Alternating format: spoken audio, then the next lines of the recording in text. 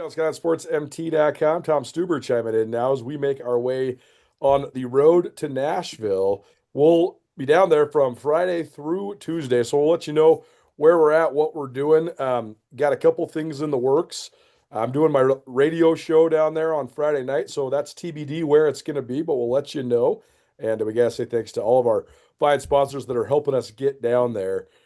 I haven't told you this yet, Tom, but Bobcat Collective and the Montana State Quarterback Club, they think it's imperative that we're there. So they're making sure that they're paying for your ticket to get there. Oh, So we got it hell covered. yeah. So yeah, thanks for those guys. And they've been following along all year. And it made me really happy that they were like, man, you guys got to be there, especially if Montana State's going to go win this thing. So thanks to those guys. And we Yeah. got you covered. So we'll get you back here as soon as we can. Okay. Yeah. Thanks for telling me that, and my thanks as well to those guys. That's awesome. Yeah, super good. It's been fun to watch it all grow. So you're watching the Seahawks right now. You're watching a former Montana State Bobcat and Ty Okada on the screen. And I think it's a great entry point to our conversation because when Brent Vigen took over at Montana State in 2021, Montana State was very good right away. And that didn't really surprise a lot of people, even though, Vigen was a first-year head coach. Because when you got Troy Anderson and Daniel Hardy and Ty Okada and Lance McCutcheon and Lewis Kidd and all these guys, you're like, well, wow.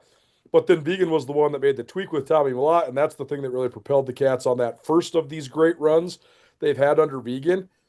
But to me, that's the most impressive part about what we've seen over the last 5 years is people wondered what the heck's going to happen when Troy Anderson walks out the door.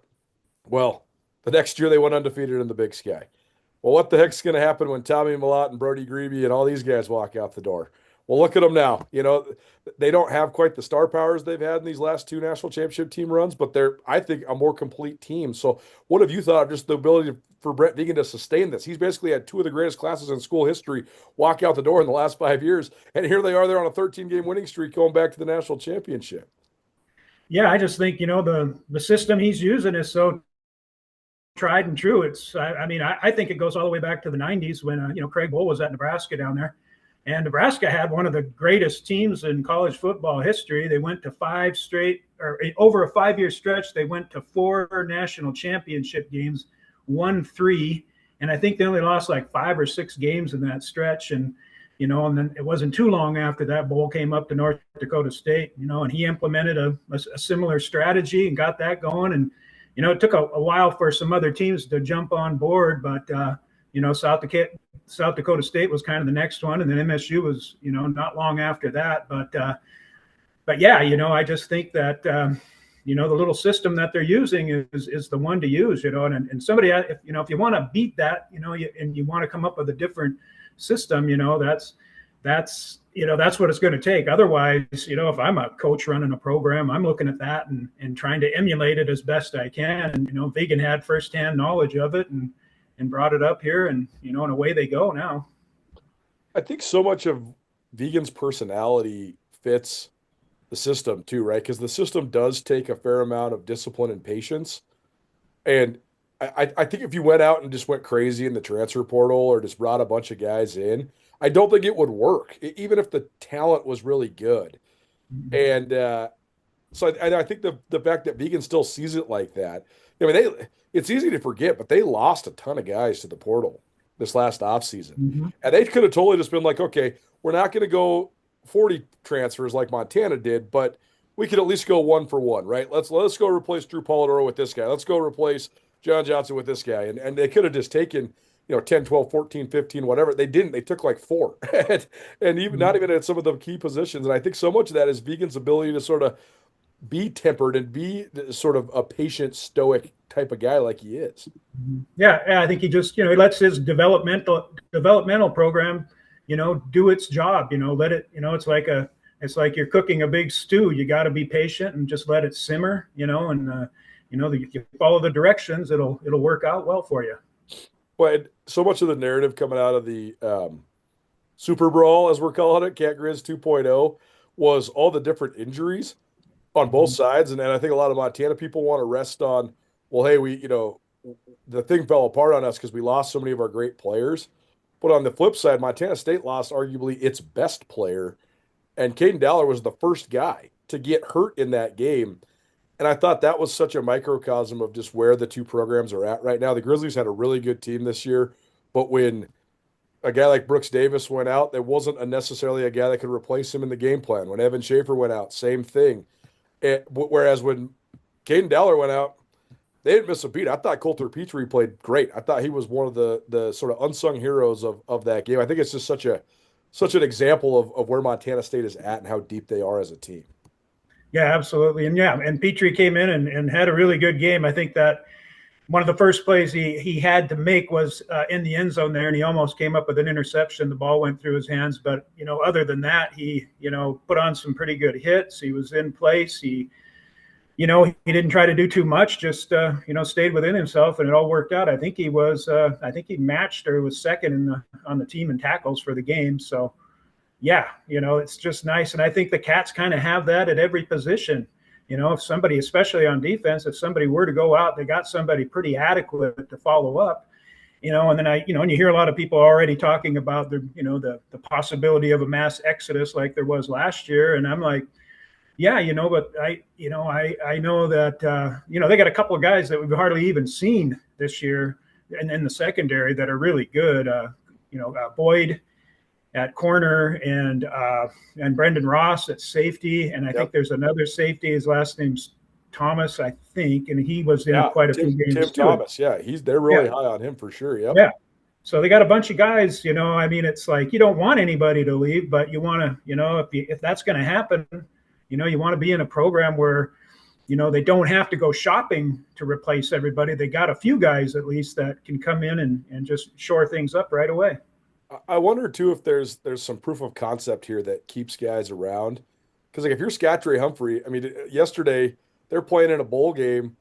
Scottrey Humphrey doesn't touch the ball. Like he has to be thinking to himself, "Man, why did I leave?" Like he could have been a feature on a team that's going to the national championship. Instead, he's toiling on the bench. There's obviously like the Rohan Jones transferring to the SEC, and he was a first team all conference player, and Omar Abedian at Baylor. So those guys are examples of guys that did leave and made it big. But I just wonder if, especially at the offensive skill, like if guys look at it and say, okay, I could go to Mexico or I could go somewhere in the Mountain West. There's no guarantee that I'm going to play. Or I could stay at Montana State and be the man. I just feel like that's going to continue to maybe weigh this way and keep more guys in Bozeman and Missoula in the FCS. Join Town Pump's Pump It Up Rewards Plus program and never pay full price for fuel again. Save 5 cents on every gallon every day at any Town Pump across Montana. Plus, earn and redeem points on your favorite in-store items to get free stuff with our clubs. Stop in and pick up a rewards card. Download the Pump It Up Rewards Plus app today. Or visit townpump.com/rewards to register and start saving. Town Pump. Right down the road. Pump it up. Oh, yeah. You're not just a case. You're not just a client. You're a person, and you deserve support. You deserve simplicity. You deserve communication. When you hire an attorney, you deserve clear, risk-free advice that guides you to the best possible outcome in your injury case. And that's exactly what the advocates have been providing for over 30 years. After your accident, you deserve closure. You deserve compassion. You deserve peace of mind. You deserve an advocate. Bobcat Nation, we're so proud to have played for Montana State. And wouldn't be where we are today without this program. Now it's our turn to give back. Bobcat Collective is making a real difference for current and future athletes. Montana State gave us a foundation to pursue our NFL dreams. Join us in building something special because when we invest in our athletes, we invest in the future of Bobcat football. Go Cats. Go Cats. Go Cats. Go Cats. Join the collective today. Go Cats.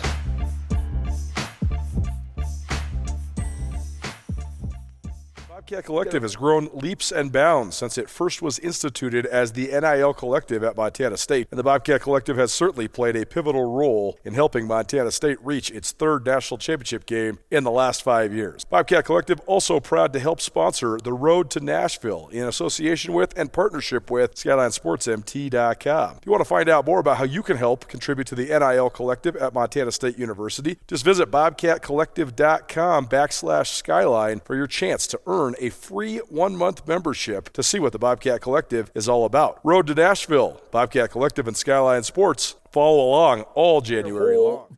Family tree has probably never seen that much money. So, like, how is this guy going to say no, right? that part is like, I don't know how you say no. If it's over $250,000, I don't know how you say no. I don't know like what situation would be like, no, I'm good, I'm staying. Because I mean, that's a crazy amount. That's enough money to change your life if you use it in the right way. Yeah.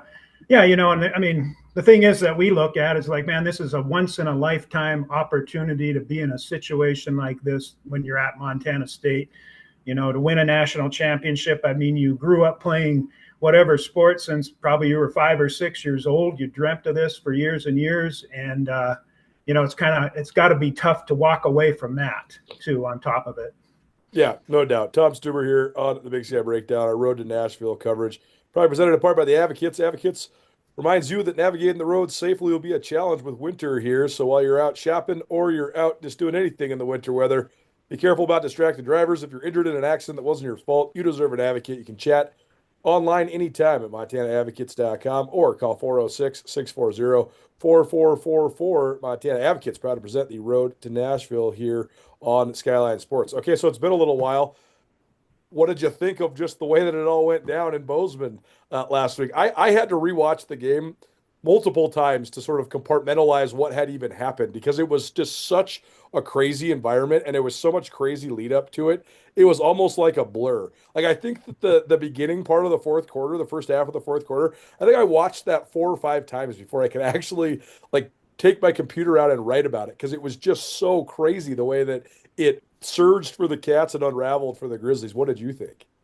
Oh yeah. I mean, yeah, I've watched the game over, I don't know, close to 10 times now. I mean, I've had it on an endless loop on the TV.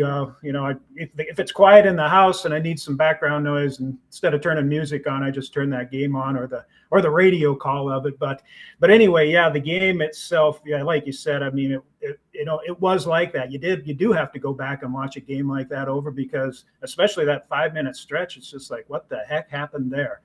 And I thought about this during the game and people were talking about what the key moments of the game were. And of course, everybody's all over the pass from Lamson to Taco there on 3rd and 20. I mean, that was like the Joe Roberts interception in '84 that he ran back for a touchdown. That's that kind of play.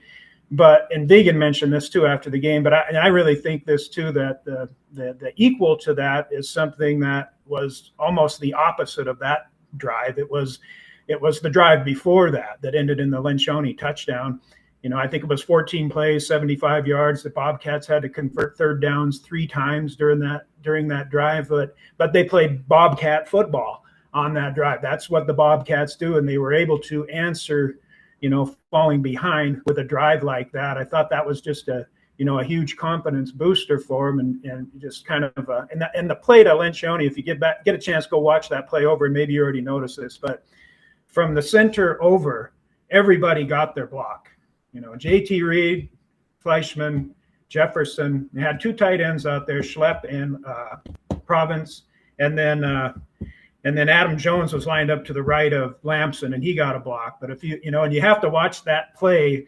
I mean, once for each one of those players to see if they got their block. But the 3 offensive linemen got like a blob block in there. They just took out all the defensive linemen and those guys were in a big pile, but you can see all each one of the blocks by Jones and Schlepp and Province, and it was just a really pretty play, breaking it down and looking at it like that. But yeah, I mean, just the Grizz made such a great comeback. The Cats got off to such a good start. It looked like, I mean, really 20-3.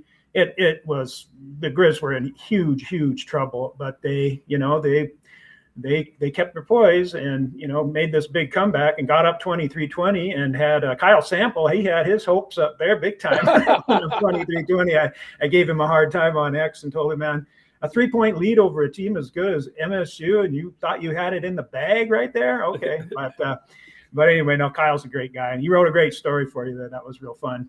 But yeah, I mean, yeah, so much happened that and that call, the call on the play to from Lamson to Dowler. It was Osweiler before the play started. He was like, I mean, the Bobcats went from a 1st and 10 to a 2nd and 8 to a 3rd and 15 to a 3rd and 20. And Osweiler said, that's not the direction you want to go if you're a Bobcat fan. He said that right before the play. And then the play started. And Dave Fleming, was doing the play-by-play, and he started calling it. And his call of that play is just awesome too. And Taco gets into the end zone, and he just let it go radio silent for about 15, 20 seconds to just let the crowd and everybody soak it in and not talk during that period, which was just really cool. So, but anyway, yeah, I got about 20 other stories I could babble on about that game. So, yeah, the 3rd and 20, the roar of the crowd. I was standing on the sideline, on the Bobcat sideline when that happened, and I thought that the East Side grandstands were going to fall down because people were going so crazy. And they couldn't have packed more people on that side. Mm-hmm. It was just sardines. Everybody's in there. And it was surreal. It was totally surreal to be on the field while that all was going down. Yeah. How about Lencioni though, man? Who would have ever thought that you'd get, I thought he had a chance to be pretty good. I didn't think he's going to score 7 or 8 touchdowns as a freshman. I'd be the number one guy in the red zone over Province, over Schlepp, over all these different guys. He has been a revelation, man. He has been so good all year long. They have to be so happy they got him. Oh, absolutely. Yeah. It wasn't just the touchdown that he had. I think he went in untouched on that, but, and like I said, the blocking was so good on that, but I don't know if you remember the kickoff. The Grizzlies hit a line drive. The kicker just smoked a line drive right at Lencioni, and he caught it, like he was a shortstop, and just, and he ran it. He got about 10, 15 yards on that play. And then, of course, the catch he made to set up I think the touchdown that put him up 41-23 down there was just an incredible catch. That was the one where Adam Jones is sitting there with his hands on his head and just kind of like, did that just happen? But that was just an incredible catch too. But yeah, Lencioni's just been a prize for MSU this year. Yeah. What else? What are some of your other indelible memories of just that game that afternoon? Oh man. Well, just the run up to the game itself was, that whole week, waiting for that game to happen was just like, oh my God, and then finally you get there, and it was just surreal from start to finish, but yeah, so many big plays, the big, huge hit on Dowler there that, cost the safety. He got ejected from the game. Yeah. You got to wonder how much of an effect that had. The Grizzlies got off the field after that and forced a punt and went down and scored and took the lead after that. But then that Harper wasn't in the game for the rest of the way. The injuries, like you already mentioned, there was that, the touchdown pass to Olsen that gave the Grizz the lead. I'm just like, wow, if the Grizzlies win this game and Jake Olsen is the guy that has the winning touchdown. He's right. What, the 3rd string, 4th string tight end? He missed the first 8 weeks of the year because he broke his foot during fall camp. So he hadn't been involved at all. Right. And he's a senior and from Butte, that people would have just, loved that. And it's just kind of like, you think about that and what might've been, for him. But yeah, there's just, obviously Brody Greavy getting that interception and returning it. And, of all the people to make that play in that game, it was pretty cool to see him do it just because, it was in the shadow of his brother for so long. And here they are on national television on ABC in the middle of a Saturday afternoon. And he makes a play like that. And the other thing, too, on the sidelines, the guys going around and hugging Caden Dowler and they kept putting him on showing him on the sidelines over there. And he came back out on the field. He had a sling on. He ripped the sling off and went out on the field and was exalting the team to get going. And be an interesting question to just ask him how proud he was of his teammates. Nashville, probably presented by Dawes State Farm. Brad Dawes is one of the most entrenched and veteran State Farm agents in all of Montana. His father was actually the man who brought State Farm to Southwest Montana and to the Gallatin Valley.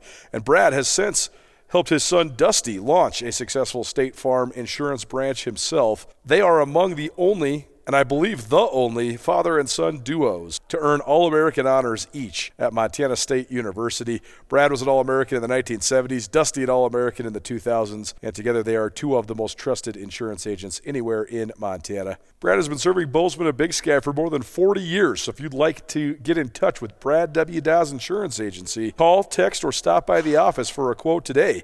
like a good neighbor, State Farm is there just like Dawes Insurance is there for you, and proud to present the Road to Nashville for Skyline Sports MT. Great game out there today, boys. That was awesome. Yes, sir. Yes, sir. Hey, guys, check it out.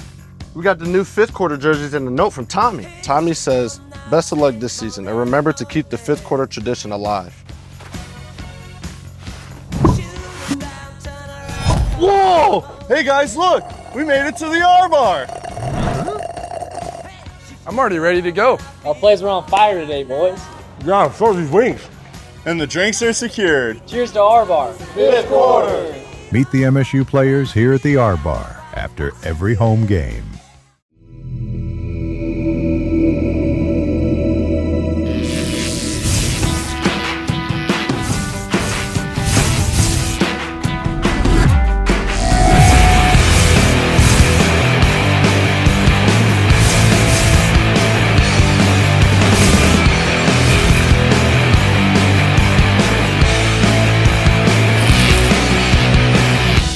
Jewelry Design Center. We want to be your jeweler for life. Shine Beer Sanctuary is leading the charge when it comes to promoting beer culture in Montana. Located at the corner of Church and Main and downtown Bozeman, the locally owned and operated tap house and bottle shop has the best beer selection in the Treasure State. The bar has 32 rotating beers on tap with everything from Duvel to local ciders, gluten-free beers, and non-alcoholic options. The bottle shop has more than 400 beer offerings from all over the world, and Shine offers Cicerone-trained beer guides. Come enjoy beer heaven at Shine Beer Sanctuary in Bozeman.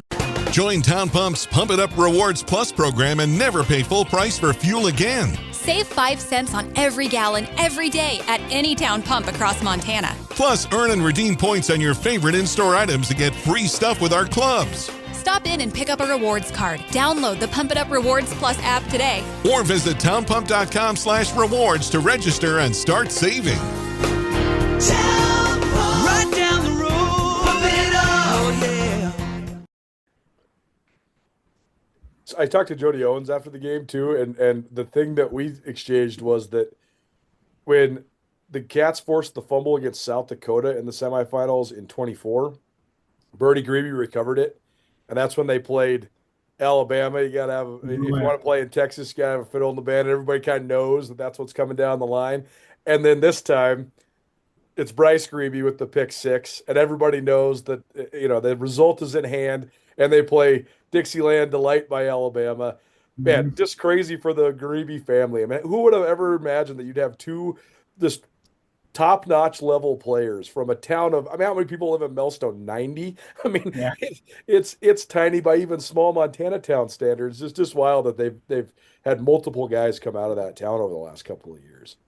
Oh, yeah. And I mean, and that's so endearing to all the fans, everybody in Montana, when they hear of a guy that's from a little town like that. I mean, even if it's just, Lewistown or Livingston or something, those are big towns in Montana, but to most Montanans, they just love it when somebody's from Millstone or Drummond or Phillipsburg or Sunburst or Saco, Montana, or wherever, that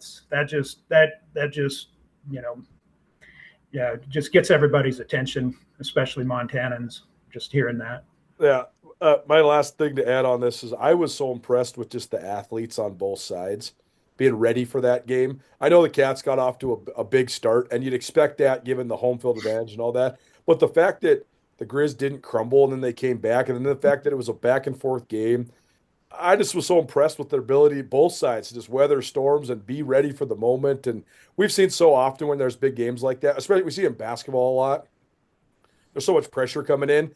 And like the first half of the game is just a disaster. Like it's just not good sports because everybody's so nervous and they're throwing up bricks and all this stuff. But I was just so impressed with the way that both the athletes on both sides were just ready to duke it out in that game. And I know we keep going back to it, but the Grizzlies deserve so much credit for being able to hang in that game, in that atmosphere. And then the Cats deserve even more credit for being able to put the Grizz away like they did. I mean, fans are fans, and fans are going crazy, and people think the sky's falling. That's a dang good Grizz team that the Cats beat twice. That's the thing I would take the most confidence in to Nashville is, like, you just beat one of the best teams that Montana's had in the last 15 years, let alone, one of the best teams in the country this year. So I was just so impressed with both sides, their ability to compete and how everybody just rose to the occasion and made it another really, all-time classic type of game, even if the result was lopsided at the end. Yeah. Yeah. I hate making comparisons too much, but, I thought this team was, it was so much different than the 2023 team, but I thought this team was a better team than that in terms of, foundationally, in terms of, I know they got, knocked a little bit for their defensive and offensive lines, but they were, pretty good tackling teams, pretty good blocking teams. They did all the fundamental stuff like that really well. They didn't, I thought that 2023 team really relied on the defense. I mean, the offense had a stretch in 2023 where they went, I think 5 or 6 games and played just really, really well. But they didn't really start well in the season. And then once they, I got into the, I think, second or third game of the playoffs, they started to tail off. But when they started to tail off, Junior Bergen jumped in there and got them to the championship game. But I just, I thought this team, was a little bit more complimentary. I mean, the offense was a lot better than the defense for the Grizz this year, but they didn't really rely a whole lot on, special teams and, having Bergen bail them out, a couple of times. So yeah, it's just a really good team, and people should remember that. And, I think TJ Roush was talking about that in the press conference, that, hey, this is a good team. And I just hope people remember that and down the road and stuff. And yeah, I mean, yeah, it was a game for the ages. What can you say? Totally. And the fact that they did it twice in a month was just about enough to make the world collapse. It was just wild to see, but all is well that ends well, certainly. What else has been, do you think, the key factors to get Montana State to this point? Like the fact that they lost the national championship last year and then started 0-2 with all the drama, with all the departures, and with all the graduation and all the new coaches and all that. It's just crazy that they made people forget about that so quickly. And now here they are, they're going back and they have a real chance to take home a national championship. So what are the other key factors in your mind that has helped get Montana State to this point? Yeah, I think just the belief. I think they had a 3-game losing streak. They're 28-3 right now in the last 2 years, and all 3 games they lost right in a row. And but they came out of that South Dakota State just more determined. It's like, okay, we're not giving up on this, and and they knew that they weren't 100% on the offensive line, and a couple of things were going on there.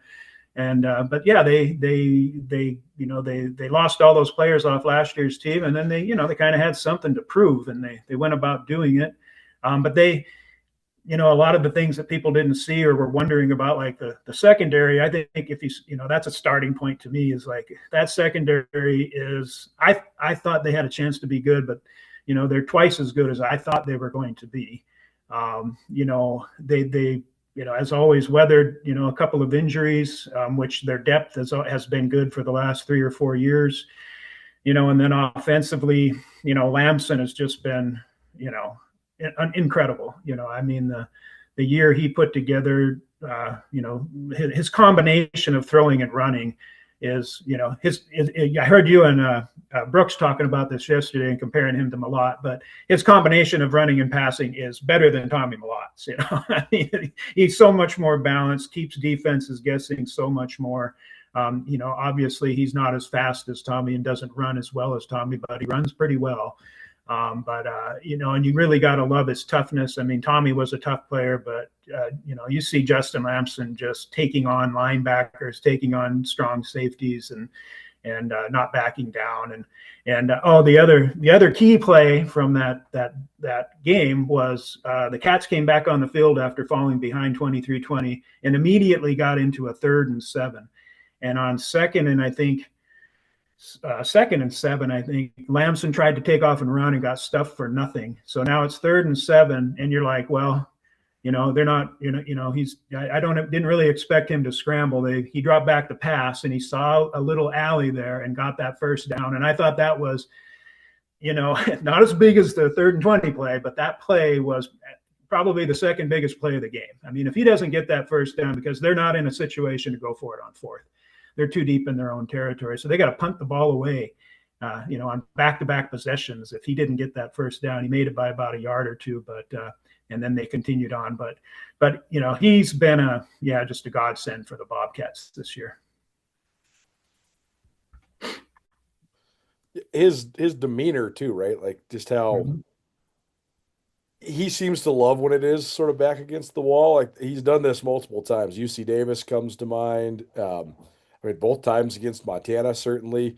I mean, he seems to have like that the clutch gene, so to speak, right? He seems to get to become his best when his best is needed, and I mean that's been so big for him too. He also is just such a different type of leader than Malott was. Like Malott is such a great leader by example, and also just such like a just an exemplary human. So it's easy to follow him. But like Lamson seems like that guy that's like, field general. He's rallying the troops. He's getting in people's faces. It's just an interesting dichotomy because they are so much different, and it's been almost a seamless transition, even though they are so much different. Right. Well, they've had 5 instances this year. The Bobcats have been behind in games for 33 minutes and 45 seconds out of the last 780 minutes of football. And so they've been behind 5 times during that stretch. The first time was at NAU. Of course, Taco got that big punt return, but on I think the next possession was when Lamson hit Jabez Woods for a 79-yard touchdown play. They played UC Davis here. They were down 7-0. He didn't have a particularly big day that day, but he did. They as soon as they got behind, they came right back and got ahead. And then twice against the Grizzlies, they were down 7-3, scored 2 touchdowns in a row to get back up 17-10, and then they're down 24-10 or 21-17, and Dowler gets that interception. But on the next possession, they did get the blocked field goal attempt, but he led them on another really nice drive, and then he scored on that 22-yard run that put them up by 10 again. And then again, this game, the last game here, once again they're down. He makes the big play on 3rd and 7. Engineers that drive, whatever it was, 14 plays, 75 yards, and gets the lead back for him. And then obviously the rest we've talked about 10 times on this show now, so I won't bring up that again. Is there a player or two that you'd say was like the unsung hero of this team, or maybe that exceeded your expectations big time to help them get to this point? Well, Hunter Parsons has been an unsung hero for about 3 years in a row now. Yeah. He's played really well. Guys that are just kind of a little bit in the shadows there. I think a real obvious one is Cole Taylor, who really got into a prominent role when Neil Daly got hurt, and then he gets out there, and it's like, man, they didn't miss anything there really that I could see. Those are a couple of the guys. Obviously Rocky on offense was a big one, but they just seem to where you think they're going to have a problem, somebody just always seems to step in and fix it all up. Coulter Petrie's the last one to do it.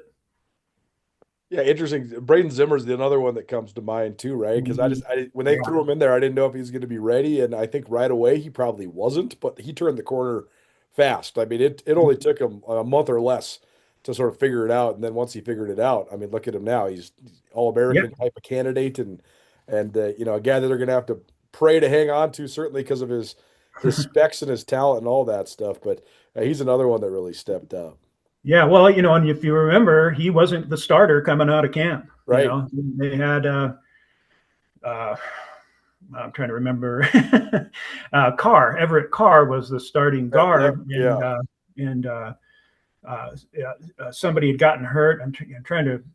That was a long time ago, but I mean, Mastel was the center, and Reed was one of the guards, and Carr was one of the guards, and then Mastel broke his hand, so they moved JT over to center, and and then how did it go? And then Jefferson went from left to right. Fleischman bumped in.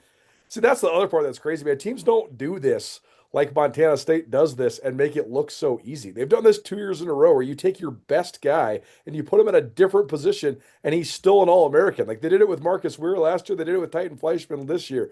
That's crazy coaching, man, to be able to do that. That is impressive.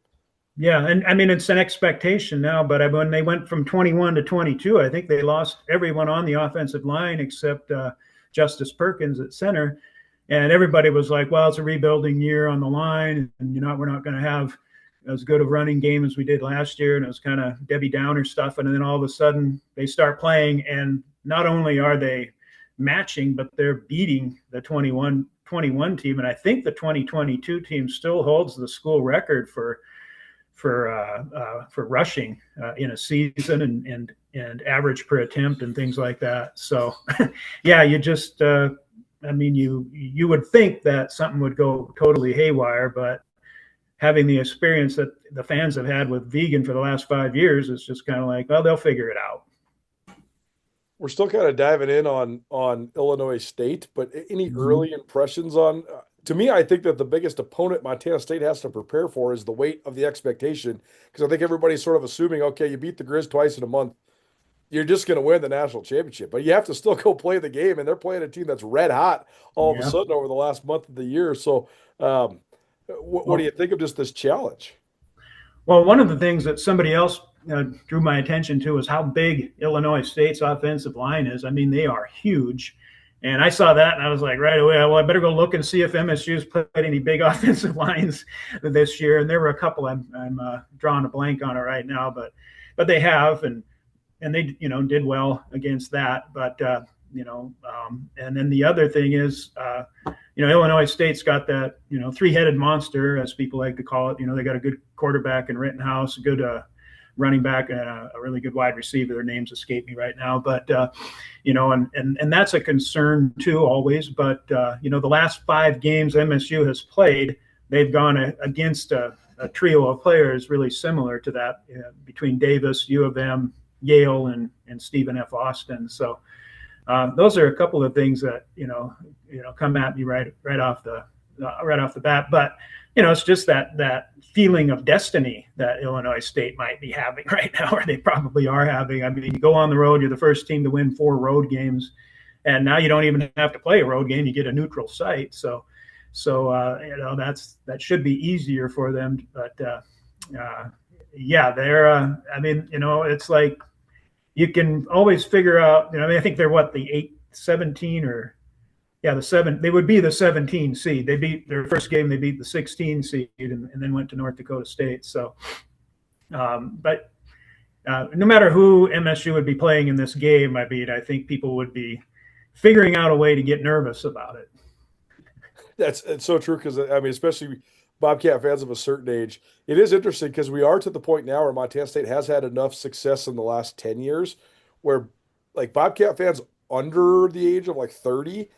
They don't understand the sorrows and misery that went along with the disappointments for so long, right? Like I'm rounding up, as part of our deal with the Bobcat Collective, I'm rounding up some guys that played for the Cats in the 90s, because I want to know their perspective so bad on you guys, because there was times when they weren't even close to the Grizz. There was times when they were so close to the Grizz, but they just never beat the Grizz. And I just would love to know what it's like to be a Cat guy who still supports the Cats, to watch them beat the Grizz twice in the span of a month. I mean, that must just be such a secondary thrill for these guys just to see it all play out. But you're right. I mean, for fans of a certain age, certainly nerves go along with this. And maybe younger fans don't understand how much has gone into the last 40 plus years. Right. Yeah, I think that's a good idea, interviewing those guys. When I was in school at MSU, it was from 82 to 88. And so, yeah, they won a national championship in 84 while I was there. And then they went completely in the tank before I was done. And I had a few good friends on the team. One in particular that was from Helena here. I was a groomsman in his wedding way back when, but he had a tough time with it. I mean, he didn't really like talking about it. He didn't like anybody, because when things get bad, you have that dark humor, and you say things that are kind of mean, but trying to be funny. And he didn't like it. He didn't think that was funny at all, and didn't want to talk about it. And, a lot of those guys felt like they were, kind of sold out on by a lot of people because the fans were so mean to them. There was a game in particular, the Bobcats were winning. I think it was a homecoming. They were playing Nevada Reno at the time. And they were winning the game, and people were still up in the stands, ripping on the coach, ripping on the play calls. And I'm like, you're sitting there going, can't we enjoy that they're winning, because they haven't been winning much. And it was a tough time for them. It'll be interesting if you can get someone to do that with. Yeah, no doubt. Well, it seems like a coronation that's coming down the pipe, but they have to go get it done. So, I mean, is that the biggest obstacle for Montana State, do you think, or what is, dealing with these next, however many 8-9 days before the game actually plays out on Monday? Yeah, man, that's a tough one. It's just, I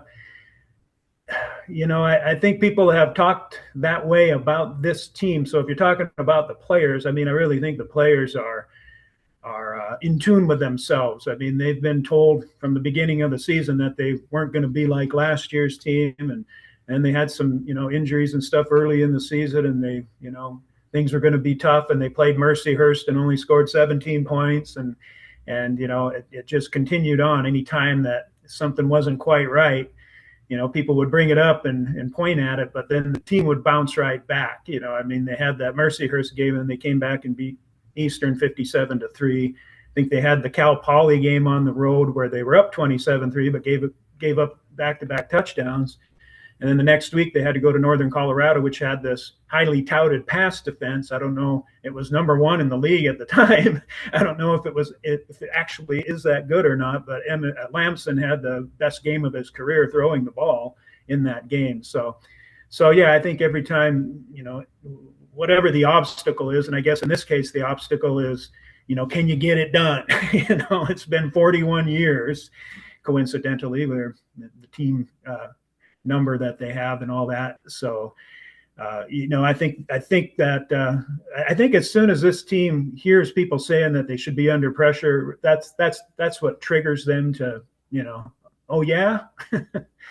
Road to Nashville, proudly presented by the Bobcat Quarterback Club. The MSU QB Club allows tremendous flexibility to make direct investments into areas that allow Montana State to recruit, develop, and retain student athletes. In the ever-changing world of college football, Montana State wants to continue to climb. The Bobcat Quarterback Club allows Montana State to do that with an impact on a daily basis. Montana State head coach Brent Vigen says that this is a pivotal part of the success at Montana State University. The Bobcat Quarterback Club was established 25 years ago with one mission: to beat the Grizzlies. 100% of every dollar for memberships go directly to Bobcat football. The QBC has remote chapters in more than 15 different locations, and they present a live feed with Coach Vigen's insider video reviews of the past game and scouting reports for the upcoming opponents.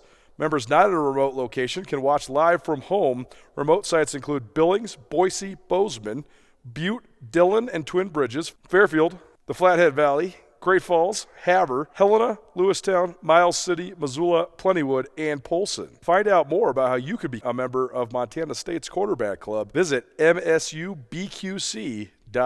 The Montana State Quarterback Club, proud to help sponsor the Road to Nashville for Skyline Sports at SkylineSportsMT. Country Foods, proud to support the 2025 Bobcats on their way to Nashville, and also proud to support Skyline Sports on their road to Nashville as well. Town & Country Foods is 100% employee-owned. They have 9 locations serving Bobcat Nation around southwest Montana. Town & Country Foods focuses on great food at a great price with a huge selection of organic and natural foods. Check out their weekly flyers on tncfood.com. Town & Country Foods in Bozeman, Belgrade, Helena, Livingston, Lewistown, Billings, and Dillon. Town & Country Foods, a stalwart of the Bobcat community and a proud sponsor of the Road to Nashville at Skyline Sports. For sure, and it's going to be a lot of fun lead up, and just for the sake of everybody involved, I hope Montana State can culminate this thing, because it's been 41 years in the making, and also I just think that they're riding so high coming into this game, and I just think if they can just put that